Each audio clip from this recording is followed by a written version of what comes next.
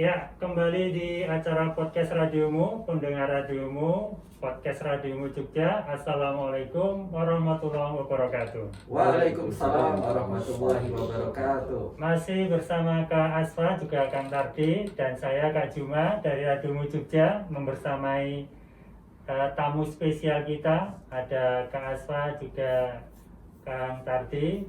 Untuk sesi kali ini podcast akan bicara tentang AMT, ya, Attitude, Management, dan Teknologi.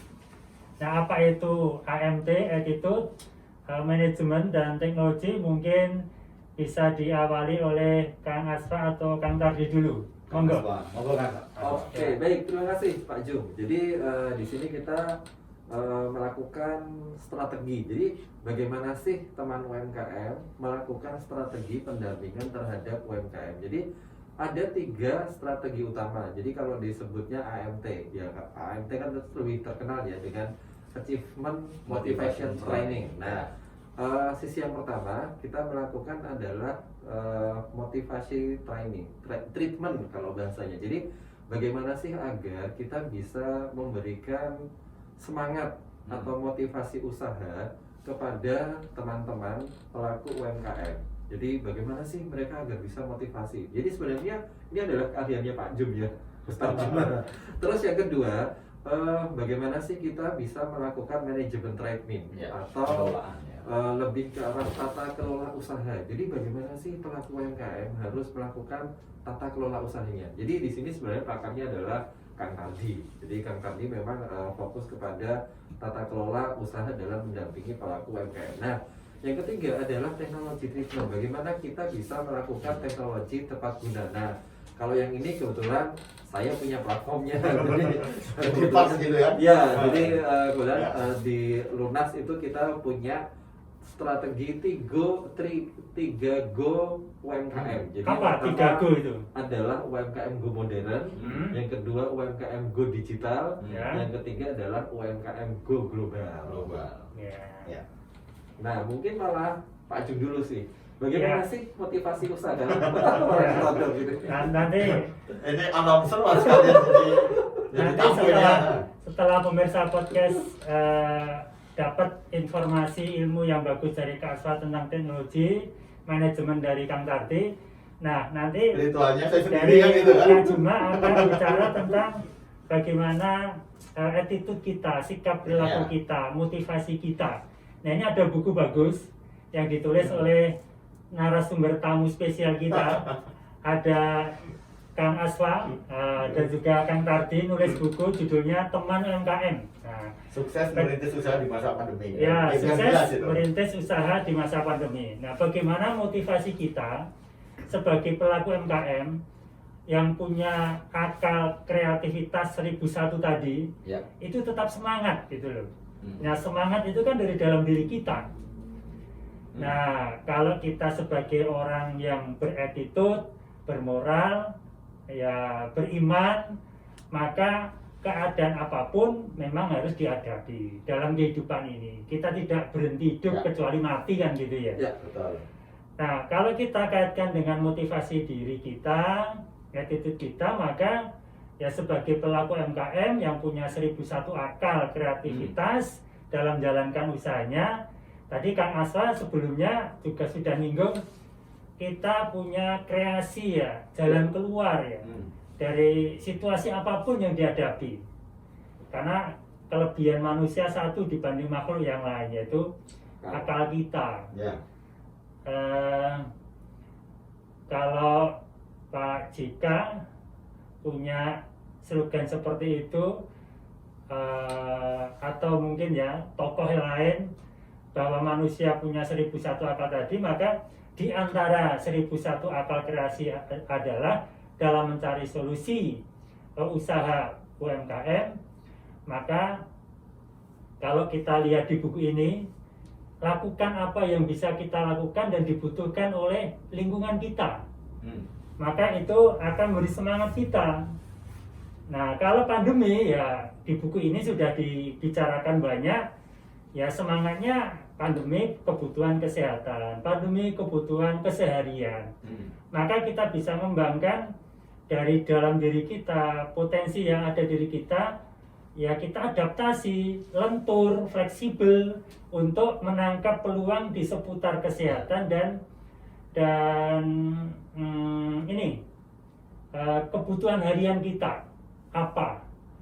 Nah, kalau di sini disebutkan sebagai orang beriman ya butuh makan, ya kita berkreasi di dunia seputar harian yang dibutuhkan, mungkin bahannya, mungkin hasil olahannya.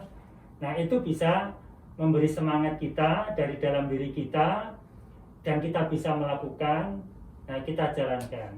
Nah, kalau kita tidak bisa melakukan dan kita punya potensi, kita bisa sinergi atau kerjasama dengan para pihak. Katakanlah saya bisa masak, Kang Tardi bisa masarkan, Kang Asra bisa makan, Kolaborasi. Kolaborasi kan itu. kebiasaan makannya memasarkan. Nah, produksi ini mungkin nanti bahannya.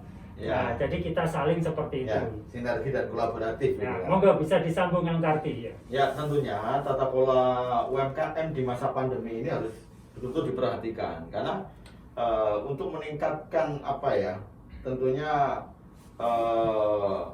ini dari keterpurukan saat ini. Nah, tentunya kita harus mengambil pelajaran dari pandemi ini. Yang pertama, kita harus perkuat SOP kita. Apa itu SOP? Standar operasional prosedur. Misalkan kita UMKM ya, saya mempunyai usaha, misalkan Ya. usaha mempunyai karyawan. Ya. Nah, misalkan karyawan ini bagian masak tadi, karena temanya masak tadi kan. Karena kuliner kan ya. Nah, kuliner. Tentunya di SOP itu yang masak hari ini masak apa gitu kan? Masak apa? Terus uangnya ngambilnya dari mana? Ya. Jadi betul-betul teralur gitu. Saat masak kaget dong, jadi jatuh ini. Ya. Karena luar biasa. Terus SOP memasak itu bagaimana? Ini berkaitan dengan SOP. Nah, ini yang pertama. Yang kedua, agar semuanya ini tercatat dengan baik. Biar kita tahu pengeluaran dan pemasukan, dan tentunya harus ada pembukuan. Kenapa harus ada pembukuan? Biar di masa pandemi ini juga kita tahu betul-betul keuangan kita keluar itu berapa, masuknya berapa, untungnya berapa, omsetnya berapa. Nah, saat ini banyak teman-teman UMKM itu yang tidak dicatat. Nah, kenapa kok bisa seperti itu Kang Tardi? Karena mungkin ketidaktahuan. Ya, pertama. Yang kedua mungkin malas, budaya kita. Kebiasaan ya. Kebiasaan. Yang ketiga, wes pengen cepat lah gitu. Ya. Tapi bikin ribet di belakang hari. Iya. Nah, ini dari tata kelola. Nah, tentunya bukan dari tata kelola saja, harus ada dari teknologi. Nah, Kang Aswa gimana? Dari si teknologinya, dari jualan kuliner katakanlah. Oke, baik. Dari penerapan teknologi, jadi memang ketika pandemi ini teknologi itu semakin dipercepat lah pemahamannya.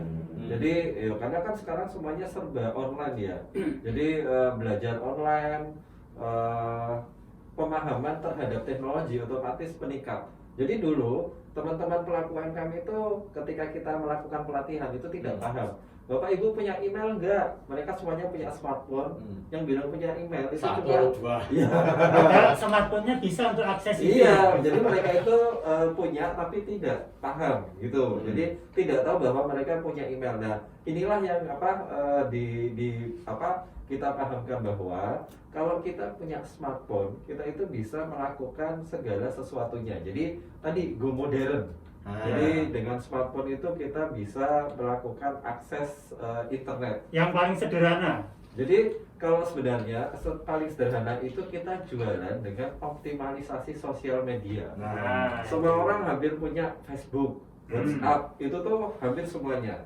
Jadi WhatsApp, Facebook, Instagram, itu tuh semuanya punya. Beberapa waktu yang lalu saya dengan Kang Aswa itu kan ngadain pelatihan ya, Optimalisasi digital untuk pedagang pasar itu ya. Iya, Itu yang optimalisasi ikut, WhatsApp. misalkan yang ikut 15 itu semuanya tidak ada itu. Satu pun tidak ada memakai optimalisasi WhatsApp. Nah, nanti UMKM yang Ini suka sangat baca ada nanti tentang Iya. bagaimana menggunakan medsos untuk jualan kita.